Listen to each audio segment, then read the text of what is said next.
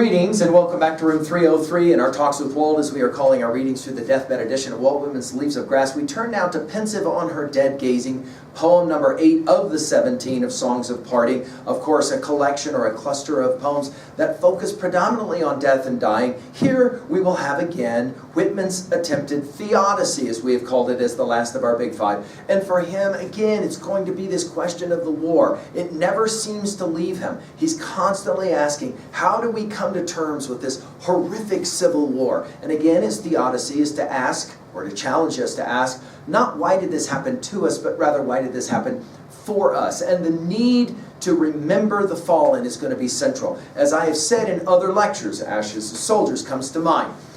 If you're not a patriot, it isn't your fault. It's my fault. It's others of my generation's fault for not giving you the appropriate reason to be a patriot. You're not born a patriot. You have to choose to be a patriot. And the way I know that happens is by you coming to terms with your history and deciding it's worthy of reverence. And I'm hopeful that our study of Leaves of Grass is doing this for us. Now, our assumption is that you've been following our stuff at LearnStrong.net, down that left-hand side, Talks with Walt, our playlist. And then you've been with us from the very first at the inscriptions poems, right up to and including a set of introductory comments to Songs of Parting. And then we just finished with My Legacy.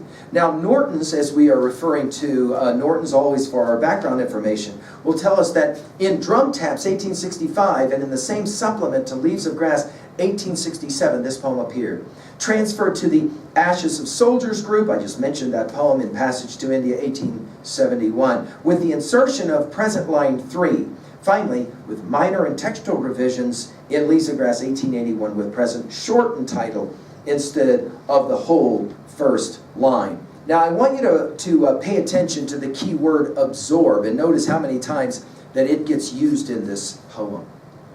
By the way, you'll remember pensive was used in starting from Paumanok 9, and gazing you'll remember from Song of Myself 3. Pensive on her dead gazing, I heard the mother of all. 7 times in Leaves of Grass, mother of all gets used, and here one more time. And of course, go back just 2 poems above, when in As at Thy Portals Also Death, Whitman is paying tribute to his own physical mother. Now this is the mother of all, what some might call the spirit of democracy or freedom. Desperate on the torn bodies. So much of this this word choice will make us think of Drum Taps. On the forms covering the battlefields, gazing. And then in parenthetics, as the last gun ceased, but the scent of the powder smoke lingered. You'll remember this word scent as it was used in Song of Myself 6 when he was talking about the grass as a scented gift and remembrancer. It's amazing to me the way that Whitman uses the idea of scent, all the olfactory, scent and perfume as he's used it through Leaves of Grass. As she called to her earth with mournful voice while she stalked. Stalked is used one and only one time in all Leaves of Grass, and it's here. I find that amazing. Absorb them well, O my earth, she cried. Again, this key word, absorb. Absorb them well, O my earth, she cried. I charge you, lose not my sons, lose not an atom. Go back to Song of Myself 1 to see how he uses the word atom. It's amazing at the end of Leaves of Grass. If you've read all of the poems that bring us to this set of lines, how many of the echoes are here and make us sit up again and pay attention. And you, streams, I told you, everything for Whitman always comes back to nature, always comes back to the ground, always comes back to the water. And you, streams, absorb them well, taking their dear blood. Notice his adjectives, dear blood. And you, local spots, and you, airs that swim above, lightly impalpable. And all you essences of soil and growth, think about, obviously, Leaves of Grass is the title here. And you, my river's depths, and you, mountain sides, and the woods where my dear children's blood trickling reddened. Will, of course, be reminded of that really famous note that Thomas Jefferson sent to William Smith in 1787, right, about the blood of patriots. As he continues, the tree of liberty will be, notice, for future years. And of course, this use of bequeath takes us right back to my legacy and the way he uses it there twice. This whole idea of legacy. My dead absorb, or south or north. It's fascinating when he will often put south before north.